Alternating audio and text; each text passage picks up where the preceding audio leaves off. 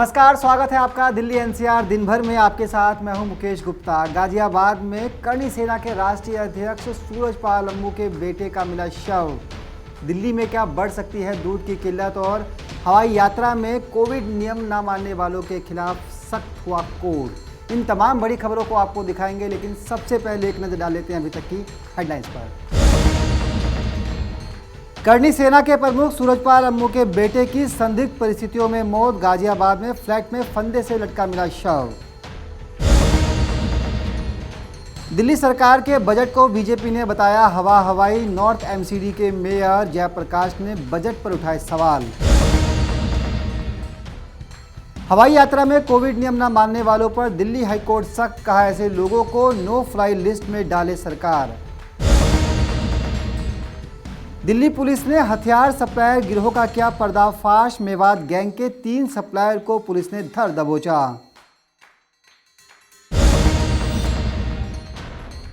और demand and supply के चलते दिल्ली एनसीआर में मंडरा रहा है दूध का संकट, सामने आई रिपोर्ट। अब खबरें विस्तार से। करणी सेना के राष्ट्रीय अध्यक्ष सूरजपाल अम्मू के बड़े बेटे का शव घर में संदिग्ध हालत में मिला है। वो गाजियाबाद के फ्लैट में अपनी पत्नी के साथ अकेले रहते थे। उस फ्लैट में ही फांसी के फंदे पर लटकता हुआ उनका शव मिला है। फिलहाल गाजियाबाद पुलिस इस संदर्भ में परिवार के लोगों से पूछताछ कर रही है। दिल्ली से सटे गाजियाबाद से एक दुखद खबर सामने आई है, जहां करणी सेना अध्यक्ष के बेटे ने आत्महत्या कर ली, जिसके बाद सोसाइटी में हड़कंप मच गया। मामला गाजियाबाद में कविनगर स्थित गोल्ड फ्लिंग सोसाइटी का है, जहां करणी सेना अध्यक्ष सूरजपाल अम्मू अपने परिवार के साथ रहते हैं। वहीं तड़के सुबह उनके बेटे अनिरुद्ध राघव ने फांसी लगाकर आत्महत्या कर ली। बताया जा रहा है कि अनिरुद्ध काफी मिलनसार लड़का था और उसने लंदन से पढ़ाई की हुई है। जिसकी मौत हुई है, क्या करते थे? हमारा छोटा भाई है अनिरुद्ध राघव, और बहुत ही पॉजिटिव लड़का था। समझ में नहीं आ पा रहा है हम लोगों को कि हुआ क्या। ऐसा जो बताया जा रहा है कि सुसाइड की है हमारे छोटे भाई ने, हमें नहीं लगता, क्योंकि बहुत ही पढ़ा लिखा लड़का, बाहर से लंदन से पढ़कर आया और लेक्चरर मोटिवेशन के ऊपर लेक्चर दिया करता था। हमें भी कभी नेगेटिव हो जाया करते थे तो वो हमें पॉजिटिव करता था। तो हमें ये बात समझ नहीं आ रही है कि वो लड़का, वो छोटा भाई किसी भी प्रकार से सुसाइड कर सकता है। इनके पापा का नाम क्या था? इनके पिता क्या करते थे? सूरजपाल अम्मू जी हैं, हमारे राष्ट्रीय अध्यक्ष करणी सेना से। इस हादसे के बाद परिवार वालों का रो रो कर बुरा हाल है। वे समझ नहीं पा रहे हैं कि आखिर अनिरुद्ध ने ये खौफनाक कदम क्यों उठाया।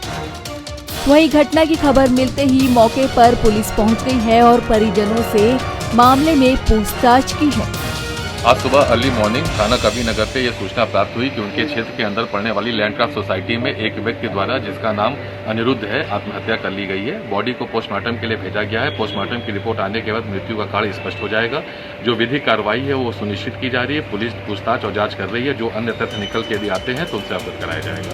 फिलहाल पुलिस ने शव पोस्टमार्टम के लिए भेज दिया है और रिपोर्ट का इंतजार कर रही है, जिससे मौत का कारण साफ हो पाए और आगे की जांच शुरू हो सके। नवोदय टाइम्स के लिए करुणा ठाकुर के साथ विकास कुमार की रिपोर्ट, गाजियाबाद।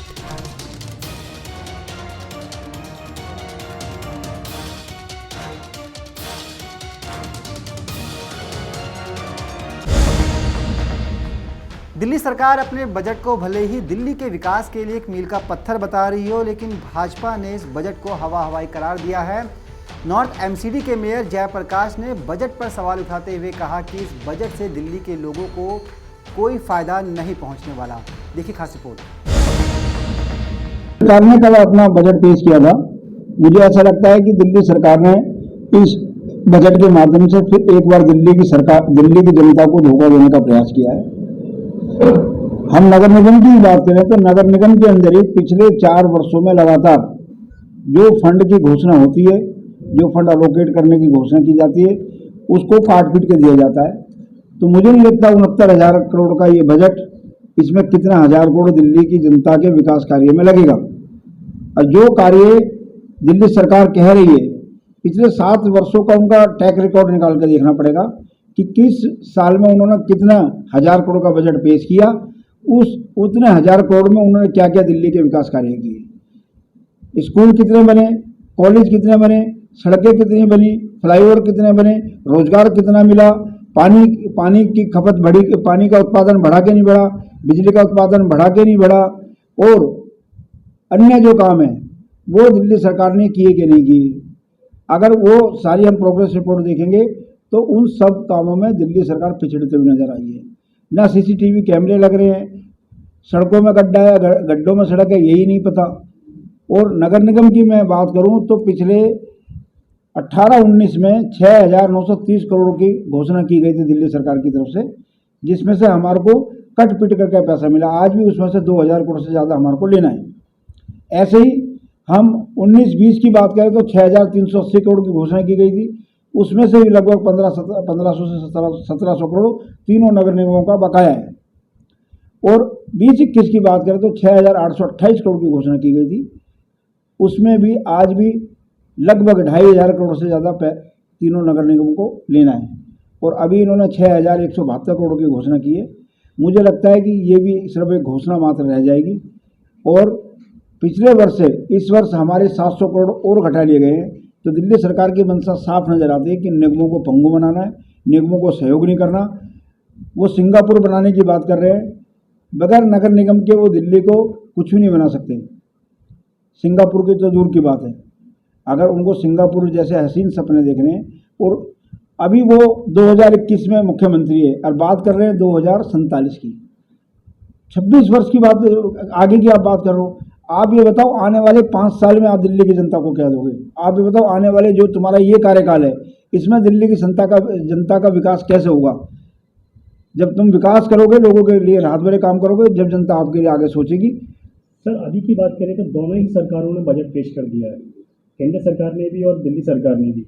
मगर आज जो महंगाई की मार है वो जनता के ऊपर पड़ी हुई है। मतलब जनता के लिए अभी कोई भी राहत नहीं है, ना ही केंद्र सरकार की तरफ से, ना ही दिल्ली सरकार की तरफ से। नहीं, केंद्र सरकार ने कोई भी किसी भी प्रकार के टैक्स डीजल पेट्रोल पर नहीं बढ़ाए हैं। दिल्ली सरकार का अगर हम देखेंगे तो वैट के रूप में कितना रुपया वो ले रहे हैं। अगर दिल्ली सरकार दिल्ली की जनता को राहत देना चाहती है तो वैट में से 4, 5, 10 रुपये घटाए, जैसे उन्होंने कोविड काल के अंदर 30% रेट बढ़ाए थे, ऐसे ही घटा के दिखाए। कुछ नहीं, दिल्ली की जनता को बहकाने का प्रयास किया गया है। उन्होंने खुद माना है कि अभी हम हाल फिलहाल में कुछ नहीं करने वाले, आप 2047 तक हमारा इंतजार करो। ये लोकतंत्र है, हर 5 वर्ष बाद चुनाव होते हैं, जनता के बीच में लोग जाते हैं। तो इसका अर्थ है कि आपको आगामी जो आपके 4 वर्ष बचे हैं उसकी कोई आप पे कार्य योजना नहीं है, आप 26 साल आगे की बात कर रहे हो। अच्छा, जो अभी बात करें दिल्ली सरकार की, तो दिल्ली सरकार अभी तक मुद्दे 2 ही लेके चल रही है, बिजली पानी फ्री देने का, वो ये लगातार मिल रहा है। क्या उसी की वजह से दिल्ली सरकार को बार बार जीत मिल रही है? हाँ, पानी फ्री मिल रहा है ना। अभी सर्दियों में लोगों को पीने को पानी नहीं मिल रहा। अगर आज की तारीख में हम देखेंगे दिल्ली में कम से कम तो 50 ऐसे स्थान हैं जहाँ पानी नहीं आ रहा, तो वो पानी जो नहीं आ रहा वो फ्री वाला ही नहीं आ रहा, और जहाँ आ रहा है वहाँ गंदा पानी आ रहा है। मैं पूछना चाहता हूँ, पानी का उत्पादन कितना बढ़ा? दिल्ली को 1150 MJD पानी से ज़्यादा की जरूरत है। पिछले 6 वर्षों में आपने कितना MJD पानी बढ़ाया? ये दिल्ली का मुख्य। अगर आप हवाई यात्रा करते हैं और कोविड के नियमों को लेकर बहुत ज़्यादा गंभीर नहीं है तो सावधान हो जाइए। जी हां, दिल्ली हाई कोर्ट ने हवाई यात्रा के दौरान कोविड नियमों को ना मानने वाले लोगों के खिलाफ दंडात्मक कार्रवाई की बात कही है। आपको सुनवाते हैं, कोर्ट ने हवाई यात्रा के दौरान कोरोना नियमों को अनदेखी करने वाले लोगों के लिए क्या नया आदेश निकाला है।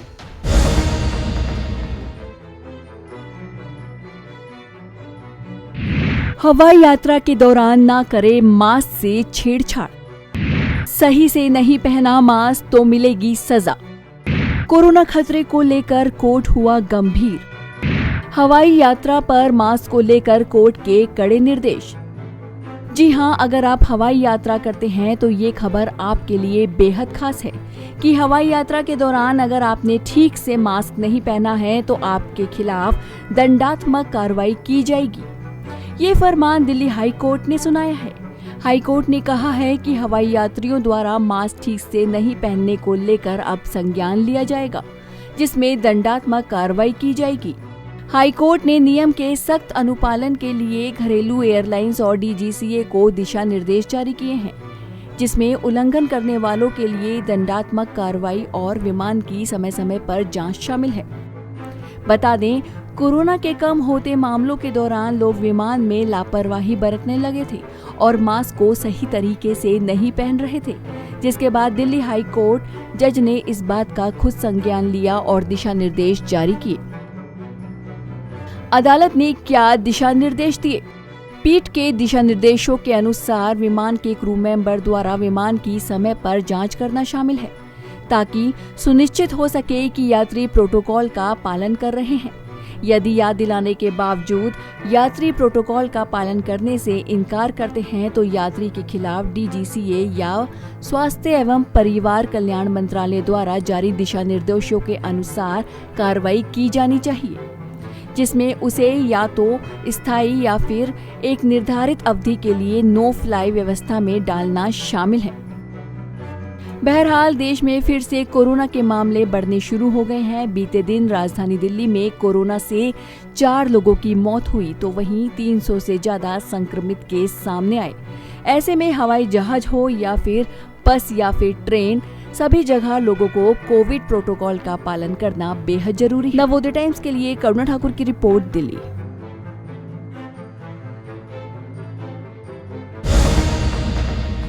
दिल्ली पुलिस ने हथियार सप्लाई करने वाले गिरोह का पर्दाफाश करते हुए मेवात गैंग के 3 लोगों को धर दबोचा है। पुलिस का कहना है कि लोग दिल्ली में किसी बड़ी वारदात के उद्देश्य से हथियार सप्लाई करने की प्लानिंग कर रहे थे।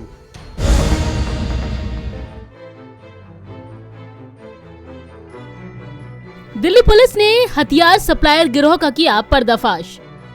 मेवात गैंग के 3 सप्लायर को पुलिस ने धर दबोचा। स्कूल बैग में छुपाकर ला रहे थे हथियार। जी हां, दिल्ली पुलिस ने दिल्ली NCR में हथियार सप्लाई करने वाले गिरोह का पर्दाफाश करते हुए मेवात गिरोह के 3 हथियार सप्लायर को गिरफ्तार किया है। दिल्ली पुलिस स्पेशल स्टाफ ने इन तीनों बदमाशों को दिल्ली हरियाणा बॉर्डर से गिरफ्तार किया है। ये लोग मेवात से आकर दिल्ली NCR में हथियार सप्लाई करते थे। तीनों ही लोग मेवात गैंग के हैं और स्कूल बैग में हथियार छिपाकर ला रहे थे। इनके पास से पुलिस ने 7 पिस्टल और कारतूस बरामद किए हैं। इलीगल आर्म सप्लायर्स का गैंग बस्ट किया है। इसकी लीड जो है लास्ट ईयर सितंबर से ही चल रही थी। उसमें 2 क्रिमिनल्स को अरेस्ट किया था। सब्सिक्वेंटली लीड मिली थी, उसके बेसिस पे सब्सिक्वेंटली दिवाली के पास में 8 वेपन्स बरामद किए थे कलीम नाम के क्रिमिनल से। और उसके बाद अभी छावला थाने के इलाके में स्कूल बैग्स में जो है आर्म्स लेकर के आते थे लोग और सब्सिक्वेंटली ट्रैप ले किया गया। ट्रैप ले करने के दौरान जो है total 7 sophisticated containment pistols, 2 live cartridges और 3 स्कूल बैग बरामद हुए हैं, जिनको कि आर्म्स एंड एम्यूनिशंस कैरी करने के लिए यूज़ किया जा रहा था। इन तीनों को अरेस्ट कर लिया गया है। एक इसमें ईशा मोहम्मद है, दूसरा आस मोहम्मद है, तीसरा हनीफ है और तीनों ये लोग विलेज मूसेपुर है, भरतपुर राजस्थान, वहाँ के रहने वाले हैं। तीनों को अरेस्ट कर लिया गया और बाकी आगे इन्वेस्टिगेशन की जा रही है। पूछताछ के दौरान गिरफ्तार हुए तीनों बदमाशों ने बताया है कि वो लोग राजस्थान के भरतपुर जिले के रहने वाले हैं और दैनिक मजदूरी पर काम करते थे, लेकिन अच्छे पैसे की लालच में उन्होंने हथियार सप्लाई के धंधे में शामिल होने का फैसला लिया। दरअसल दिल्ली NCR में हथियारों की सप्लाई करने वाले गिरोह के खिलाफ द्वारका स्पेशल स्टाफ काफी समय से काम कर रही है। पिछले साल सितंबर के महीने में भी पुलिस ने 3 हथियार सप्लायर को गिरफ्तार किया था, जिनसे पूछताछ के दौरान ही पुलिस की टीम को इन बदमाशों की जानकारी मिली थी, जिसके बाद पुलिस ने योजना बनाकर इन तीनों को धर दबोचा है। दिल्ली से नवीन कुमार के साथ संगीता सिंह की रिपोर्ट, नवोदय टाइम्स।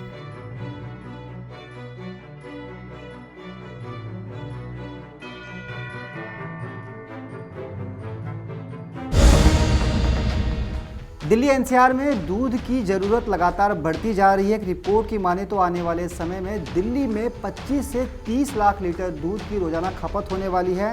लेकिन फिलहाल दिल्ली NCR में जितने दूध की सप्लाई हो रही है उसे देखकर लगता है कि आने वाले समय में दिल्ली NCR में दूध का एक बड़ा संकट पैदा हो सकता है। दिल्ली NCR में दूध की जरूरतें लगातार बढ़ रही हैं। ऐसे में दूध और डेयरी प्रोडक्ट्स की बढ़ती डिमांड के बीच दिल्ली NCR में दूध को लेकर बड़ा संकट हो सकता है, क्योंकि दिल्ली में दूध उत्पादन के नाम पर तो नाक के बराबर है, लेकिन दूध और उससे बने सामान की जरूरतें लगातार ही बढ़ती जा रही हैं। दिल्ली में दूध की जरूरत ने यूपी, राजस्थान, मध्य प्रदेश और गुजरात समेत ऐसे राज्यों को भी पीछे छोड़ दिया है जहां खुद का दिल्ली से ज्यादा दूध उत्पादन है। काफी हद तक अमूल और मदर डेयरी दिल्ली एनसीआर की दूध की जरूरतों को पूरा कर रहे हैं, लेकिन केंद्र सरकार की एक रिपोर्ट के मुताबिक ये जरूरत लगातार बढ़ रही है और आने वाले वक्त में दिल्ली को 20 से 25 लाख लीटर दूध की और रोजाना जरूरत पड़ने वाली है। हाल ही में केंद्र सरकार ने संसद में एक रिपोर्ट पेश की थी। रिपोर्ट के मुताबिक दिल्ली में रह रहे प्रति व्यक्ति को 601 ml दूध की जरूरत रोजाना है, जबकि धीरे धीरे कर 2030 तक प्रति व्यक्ति की ये जरूरत 833 ml हो जाएगी। कुछ छोटे प्लांट और शहर के बाहर चल रही छोटी छोटी डेयरी की बात करें तो दिल्ली में रोजाना 15 लाख लीटर दूध का ही उत्पादन है। इनमें कुछ प्लांट अमूल और मदर डेयरी के भी हैं। आज के वक्त में दिल्ली को रोजाना कम से कम 75 से 80 लाख लीटर दूध की जरूरत है। अमूल दिल्ली एनसीआर में रोजाना 44 लाख लीटर दूध सप्लाई करता है, तो वहीं मदर डेयरी के दिल्ली में 1400 रिटेल आउटलेट और 1000 स्पेशल आउटलेट हैं। वहीं अमूल के दिल्ली एनसीआर में 12 डेयरी प्लांट हैं। इसके अलावा यूपी, हरियाणा, मध्य प्रदेश और गुजरात भी दिल्ली की जरूरत को पूरा करता है। सरकारी आंकड़े बताते हैं कि दिल्ली एनसीआर में अमूल दूध का सबसे बड़ा वितरक है। जानकार बताते हैं कि अमूल और मदर डेयरी के मुकाबले दिल्ली में मामूली सा योगदान हरियाणा की दूध कंपनी वीटा का भी है। आपको बता दें कि दिल्ली एनसीआर में दूध का उत्पादन बहुत कम है और दिल्ली दूध और डेयरी प्रोडक्ट के लिए दूसरे राज्यों पर ही निर्भर है। दिल्ली की दूध और डेयरी प्रोडक्ट से जुड़ी जरूरतें दूसरे राज्यों से पूरी हो रही है। ऐसे में परेशान करने वाली बात यह है कि वक्त के साथ उन राज्यों की जरूरत भी बढ़ेगी जो दिल्ली एनसीआर को दूध की सप्लाई दे रहे हैं। नवोदय टाइम्स के लिए संगीता सिंह की रिपोर्ट, दिल्ली।